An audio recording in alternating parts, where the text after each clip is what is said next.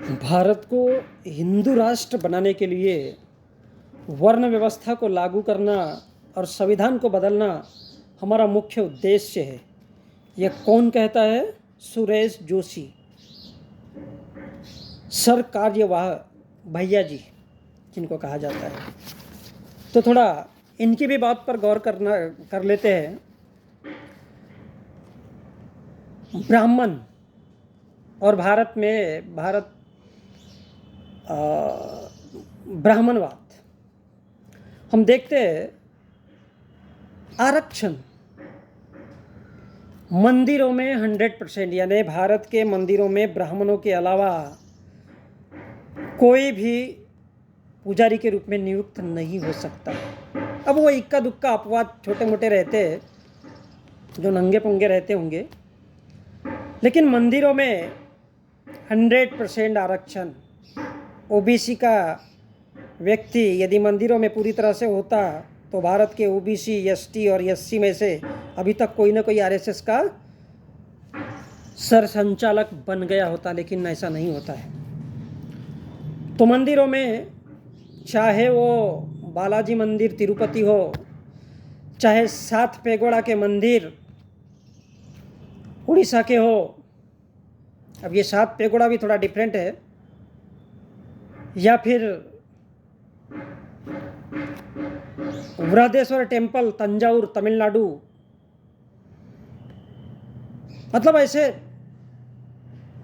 देश के तमाम बड़े बड़े जितने भी मंदिर है और छोटे मोटे हैं, सब में आरक्षण ब्राह्मणों का है। 100%, उनके अलावा कोई हो नहीं सकता। न्यायालय, हाई कोर्ट हो, सुप्रीम कोर्ट हो,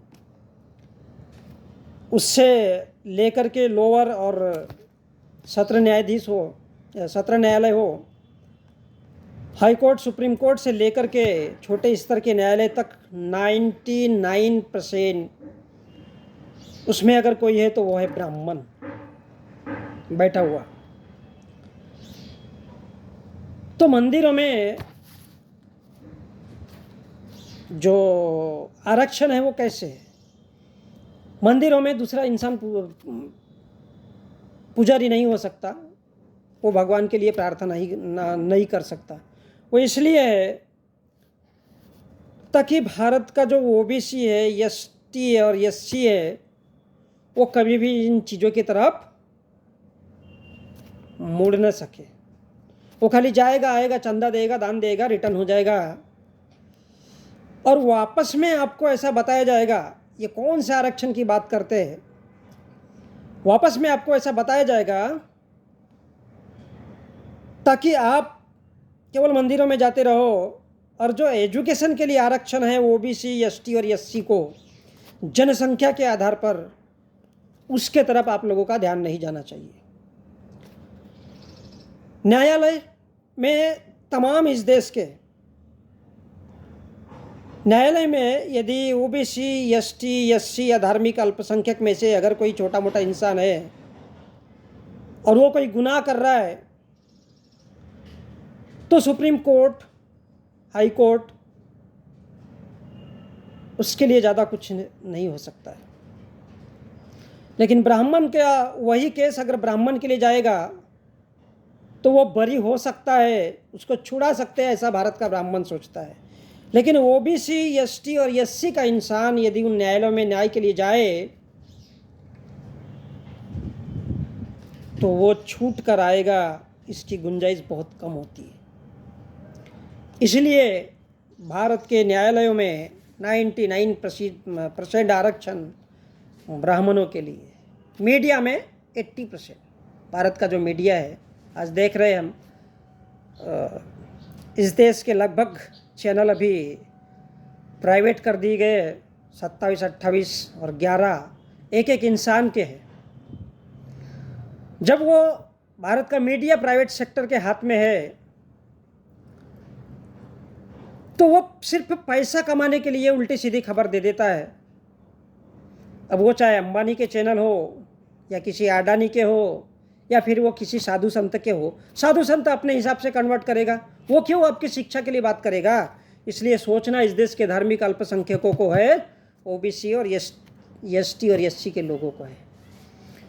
ये सब इसलिए फंडा चलता है ताकि इस देश का गरीब, इस देश का मजदूर, इस देश का नागरिक वो किसी भी क्षेत्र में आगे नहीं बढ़ना चाहिए। इसलिए मीडिया गुमराह करने की कोशिश करेगा, न्यायालय जितना हो सकता है अधिक से अधिक सज़ा देने की कोशिश करेगा, और अगर वो मंदिर में जाता है तो पूरी तरह से उसका जेब खाली होकर के वो घर आएगा। कार्यपालिका में ब्राह्मणों का जो आरक्षण है वो 70% है। मैं ब्राह्मणों के आरक्षण की बात कर रहा हूँ भाई।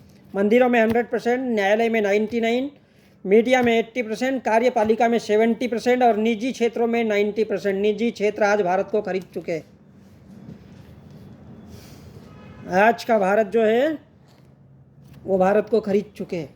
अदानी वर्ल्ड का 5वां नंबर का अमीर है। वो जब बोले तब भारत का रेलवे खरीद सकता है, भारत का एयरपोर्ट खरीद सकता है और भारत की तमाम फैसिलिटी को खरीद सकता है। और जब उसके पास लोग काम करेंगे तो वो बोलेगा मेरे को वोट दो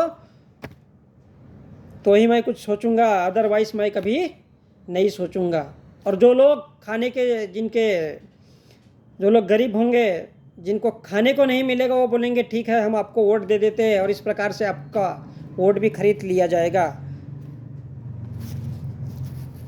तो इस प्रकार से इस देश की व्यवस्था होगी। आज हम देखते हैं लाल किला, इस देश के 8 एयरपोर्ट, इस देश का रेलवे, इस देश का LIC तक की बात हो रही है कि वो प्राइवेट सेक्टर के हाथ में देना चाहिए। क्यों? क्योंकि गोलवल करने कहा था। ये ब्राह्मण भारत है आज का। और नौकरियों में 51%, थोड़ा सा यहाँ पर वो डाउन हुए हैं, वो भी 51% आज भी सरकारी नौकरियों में, छोटे से बड़े लेकर के। उसमें ब्राह्मण की जनसंख्या सिर्फ 3.5% है, 3.5% है। लेकिन भारत का ब्राह्मण संविधान को पढ़ता है, और संविधान को पढ़ करके वो इस देश की राजनीतिक दिशा क्या होना चाहिए, इस देश की सामाजिक दशा क्या होना चाहिए, और इस देश की आर्थिक नीति कैसी होना चाहिए, और इस देश की सांस्कृतिक नीति कैसे होना चाहिए, वो इस देश का ब्राह्मण तय करता है। और इसलिए ये जो मंदिरों से लेकर न्यायालय और मीडिया में है, नौकरियों में है 51, निजी क्षेत्रों में 90%, इसलिए उनके हक में चला जाता है, क्योंकि वो भारत के संविधान को पढ़ते। और भारत के तमाम लोग, हम आप, OBC, ST, SC, मुस्लिम, सिख, ईसाई, जैन, पारसी, बौद्ध, ये बाकी के जो लोग हैं वो कट्टर धार्मिकता में, मुसलमान कहता है मैं गर्व से मुस्लिम हूँ, बौद्धिस्ट कहता है मैं बुद्ध को मानने वाला हूँ, और OBC कहता है, ST, SC कहता है हम हिंदू है, और ब्राह्मण भारत के संविधान का अध्ययन करता है। इसलिए ये सबको गुमराह करके रखता है। तो ये मूलभूत अंतर है, और इसीलिए इस देश के लोगों को बताया जाता है कि इस देश को केवल हिंदू राष्ट्र बनाना है। यकीनन बनाया जा चुका है। 90% इस देश का निजी सेक्टर में घुस गया है, 90%। अब 10% में इस देश का OBC है, ST है, SC है और धार्मिक अल्पसंख्यक है, तो उनके पास क्या बचेगा? उनके पास क्या बचेगा? यदि 4 करोड़ लोग आज की डेट में, यदि 4 करोड़ लोग इन तमाम को पूरा का पूरा अपने अंडर में रखे हुए हैं, मंदिरों से लेकर, न्यायालय से लेकर, मीडिया में रखे, कार्यपालिका में रखे, निजी क्षेत्र में रखे, नौकरियों में रखे, तो बाकी के 134 करोड़ लोग, इनको कहाँ से नौकरियां मिल पाएगी? इनको कहाँ से निजी क्षेत्र मिल पाएगा? ये कैसे बिजनेस में जाएंगे? ये कैसे कार्यपालिका में बैठेंगे? इस देश के मीडिया में कैसे बैठेंगे? मीडिया में नहीं बैठेंगे तो जो दिखाया जाएगा आपको, आपके आंखों के सामने, वो आपको सत्य मानकर चलना पड़ेगा। अभी इस मीडिया में दुनिया भर के न्यूज़ चैनल आते हैं। कोई बाबा के रूप में बताता है, कोई बोलता है कि अदरक, लहसुन और प्याज मत खाओ। वो इसलिए बोल सकता है क्योंकि उसके पास मीडिया है, उसका चैनल है। और वही आपको परोसता है। सच तो ये है कि टीबी, कैंसर जैसी बड़ी बीमारी का इलाज लहसुन, अदरक, प्याज जैसे जमीन से निकले हुए कंदों से होता है। इसलिए भारत का साधु संत एक तरफ कहता है कि इनका इस्तेमाल मत करो, कोई कहता है मुंह से बदबू आती है। जब आप पैदा होते हो तब बदबू नहीं आती थी, लेकिन नौकरियों में और इन सारी चीज़ों से ये जो है ये पूरी तरह से ब्राह्मणों का आरक्षण है, उसके अलावा उसमें कोई जा नहीं सकता।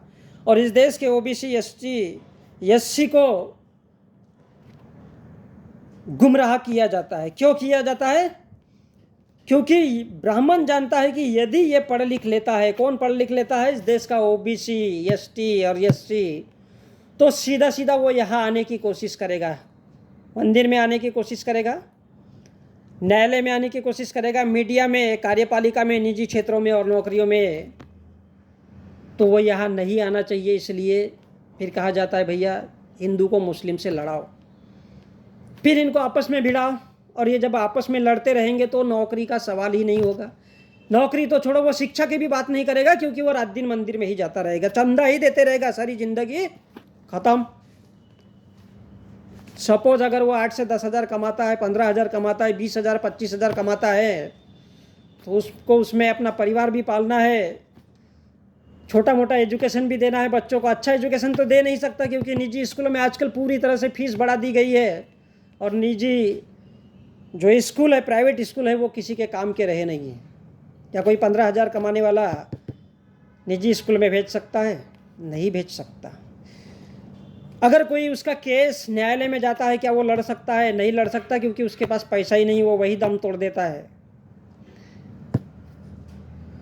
इसी प्रकार भारत का मीडिया है जो आपको दिखाया जाएगा, आप वही देखोगे। कार्यपालिका और नौकरियां जब आपको नहीं मिलेगी तो आप क्या करोगे? भूखे मरोगे और वही आत्महत्या करोगे, जो अभी पिछले चंद दिनों में ही 25,000 लोगों ने आत्महत्या की है। इसके पास आपका बावजूद इसके इस देश का हर माँ बाप अपने बेटे को सिर्फ डॉक्टर बनाना चाहता है, इंजीनियर बनाना चाहता है, वकील बनाना चाहता है। वो सिर्फ इसलिए बनाना चाहता है, उसको लगता है कि हमने जो एजुकेशन पे पैसा खर्चा किया है 5 से 10 लाख, 15 लाख, वो हमारा सिर्फ रिटर्न मिले। लेकिन भारत का ब्राह्मण वो नहीं सोचता। वो मंदिरों पे काबिज होता है, वो न्यायालय में काबिज होता है, अपने बेटे को इसी लायक बनाता है, इसलिए वो विदेश में भेजता है पढ़ने के लिए, ताकि इस देश के धार्मिक, सांस्कृतिक, राजनीतिक, सामाजिक इन सभी व्यवस्थाओं में केवल ब्राह्मण हो। और यदि ब्राह्मण रहेगा तो वो जैसा चाहेगा, जो दिशा देगा इस देश को, वैसी ही दिशा तय करनी पड़ेगी। ओबीसी का कभी भी, ओबीसी, एसटी, एससी का कभी भी इंसान अपना आकलन करके देखे कि चपरासी से कलेक्टर तक, छोटे स्तर के न्यायालय से सुप्रीम कोर्ट तक, उसके कितने प्रतिनिधि या उनके कितने आदमी, उनके कितने लोग इस देश के न्यायालय या कार्यपालिका या निजी क्षेत्रों में है, कितने लोग हैं, ये तीनों का आकलन करना चाहिए सबसे पहले इस देश के ओबीसी को, एसटी को और एससी को। इसीलिए भारत का ब्राह्मण ये सारी चीज़ों पे काबिज रहता है, अपने बच्चों को पढ़ाता है विदेश भेज करके, और आपके हाथों में तलवार और मंदिर मस्जिद का झमेला थमाता है, ताकि आप जहाँ पड़े थे उससे भी पीछे जाओ, और भारत का ब्राह्मण या सरकार जो चाहे उसको स्वीकार करो। और यही वजह है कि ब्राह्मण ओबीसी, एसटी और एससी को बेवकूफ़ बनाता है, ताकि ये पढ़ना लिखना नहीं चाहिए, और उनको बताता है कि भारत में आरक्षण नहीं मिलना चाहिए, क्योंकि ओबीसी को भी आरक्षण है, एसटी को भी आरक्षण है और एससी को भी आरक्षण है। लेकिन ये आरक्षण शिक्षा, नौकरी ओबीसी अपना पूरा पूरा आरक्षण नहीं ले पाया है। क्यों नहीं ले पाया है? उसकी अपनी बेवकूफ़ियों और गलतियों के कारण। क्योंकि वो भारत के संविधान को समझना नहीं चाहता, वो डॉक्टर अंबेडकर को पढ़ना नहीं चाहता, और इन तीनों को, ओबीसी, एससी, एसटी को आपस में कभी जुड़ने नहीं देना चाहता। कौन? ब्राह्मण। लेकिन ये तीनों भी, ओबीसी, एसटी, एससी, कभी भी सोचना नहीं चाहता है कि हमारा भला कैसा होगा, हमारे बच्चे कैसे आगे बढ़ना चाहिए। और इसलिए भारत का ब्राह्मण मंदिरों में ठूस देता है, मीडिया में ठूस देता है, निजी क्षेत्र में ठूस देता है, कार्यपालिका में, नौकरियों में। लेकिन ओबीसी, एसटी, एससी कभी इस बात की तरफ ध्यान नहीं देता। आज आज़ादी को हमारे इतने दिन हो गए और 75 साल हम जो स्वर्णिम अवसर मना रहे इस देश में, आज इस देश के ओबीसी को सोचने की आवश्यकता है, इस देश के एसटी को सोचने की आवश्यकता है, इस देश के एससी वर्ग को सोचने की आवश्यकता है। लेकिन भारत का ब्राह्मण उन्हीं को, इसी ओबीसी को हिंदू मुस्लिम के नाम पर लड़ाता है, मंदिर मस्जिद के नाम पे लड़ाता है। वो इसलिए लड़ाता है कि इस देश का ओबीसी कभी आरक्षण का नाम न ले, इस देश का एसटी, इस देश का आदिवासी कभी आरक्षण का नाम न ले, इस देश का अनुसूचित जाति वर्ग का इंसान आरक्षण का नाम न ले। जबकि पूरा का पूरा जो आरक्षण है वो इस देश के ब्राह्मण के अंडर में है, पूरा का पूरा। और इसीलिए वो नहीं चाहता कि इस देश में आरक्षण की बात उठे, क्योंकि आरक्षण एक ऐसा सवाल है, एक ऐसा मुद्दा है, एक ऐसा मामला है जिसको लोग समझना नहीं चाहते, जिसको पढ़ना नहीं चाहते, और जिसके लिए कभी भी बात नहीं करना चाहते, क्योंकि पहले ही सारा का सारा आरक्षण ब्राह्मण अपने हित में कर चुका है। इसलिए मैं फिर से रिपीट करता हूँ, मंदिरों में 100% ब्राह्मण के पास, न्यायालय में 99% ब्राह्मण है, मीडिया में 80% आरक्षण ब्राह्मणों के लिए है, कार्यपालिका में 70% है, निजी क्षेत्रों में इस देश का जितना भी व्यापार है, चाहे किसी भी क्षेत्र में हो, कैसा भी हो, वो 90% पूरा का पूरा ब्राह्मणों के अंडर में है। और नौकरियों में भारत का जो ब्राह्मण है वो 51% है। लेकिन यदि कोई आरक्षण की बात करता है तो इन तीनों को आपस में ही लड़ा दिया जाता है। किसको? ओबीसी को, एसटी को और एससीओ को आपस में लड़ा करके उनको हिंदू बना दिया जाता है, कभी धर्म के नाम पर, कभी मजहब के नाम पर, कभी शिक्षा के नाम पर, कभी गाय के नाम पर, कभी गोबर के नाम पर।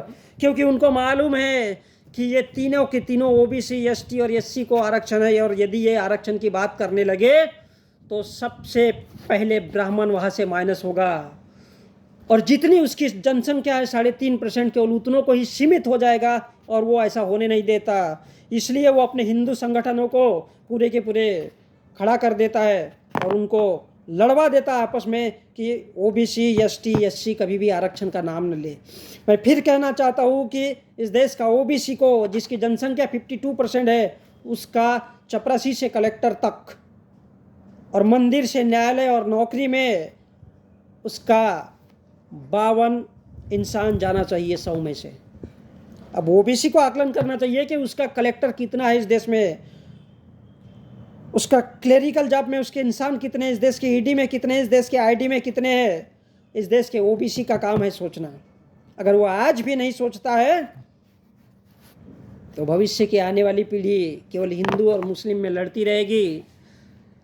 और भारत का संविधान क्या है कि उसे पता नहीं चलेगा, क्योंकि भारत का ब्राह्मण कभी भी नहीं चाहता कि एससी, एसटी और ओबीसी का इंसान पढ़े और आगे बढ़े, उसके पास शिक्षा है और उसे रोजगार मिले और वो आगे बढ़े।